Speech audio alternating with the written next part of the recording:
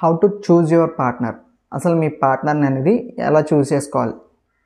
First అది ఏ arrange marriage అయినా ఏ marriage అయినా సరే ఫస్ట్ లైఫ్ అనేది దేని మీద డిపెండ్ అవుతుందంటే మనం చేసే పని మీద డిపెండ్ అవుతుంది. సో మీరు ఏ జాబ్ చేస్తున్నారో ఆ జాబ్కి తగ్గట్టే మీ లైఫ్ స్టైల్ అనేది ఉంటుంది అనమాట. సో మీరు ఆ జాబ్కి తగ్గట్టు లైఫ్ స్టైల్ అనేది మారుస్తారు. సో మీరు ఆటోమేటిక్గా మారాల్సిందే. ఎందుకంటే మీరు ఇప్పుడు 8 అవర్స్ జాబ్ చేస్తూ 5 షిఫ్ట్లో ఉన్నాయనుకోండి డ్యూటీస్.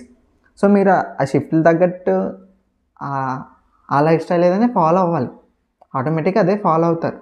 సో దానివల్ల ఏంటంటే జాబ్ని బట్టే మీ లైఫ్ స్టైల్ అనేది మీరు ఆటోమేటిక్గా మార్చుకుంటారు. మీకు ఎంత ఈరోజు లీవ్ ఉన్నా వీక్ ఆఫ్ ఉన్నా నెక్స్ట్ షిఫ్ట్కి అనేది మీరు ఆటోమేటిక్గా ఇండైరెక్ట్గానే రెడీ అవుతుంటారు. ఎంత హాలిడే అయినా సరే నెక్స్ట్ షిఫ్ట్ ఇది, దీనికి తగ్గట్టు మన ప్లానింగ్ అనేది మీరు ఆటోమేటిక్గా ఇంటర్నల్గా చేస్తూ ఉంటారు. సో మీ జాబ్ ఏదైతే ఉందో అదే మీ లైఫ్ స్టైల్ అవుతుంది అనమాట. సో దాన్ని బట్టి పార్ట్నర్ని ఎలా చూస్ చేసుకోవాలంటే మీ జాబ్ లైఫ్ స్టైల్ ఏదైతే ఉందో ఆ లైఫ్ స్టైల్ని యాక్సెప్ట్ చేసి పార్ట్నర్ ఎవరైతే ఉంటారో వాళ్ళని చూసుకోండి. మెయిన్ పెళ్ళి అనేది ఒక ఈవెంట్ కాదు. సో పెళ్ళి అనేది ఏంటంటే ఒక లైఫ్ స్టైల్, ఇద్దరు లైఫ్ స్టైల్స్ కంబైన్ చేసి ఒక లైఫ్ స్టైల్లో బతకడం అనమాట.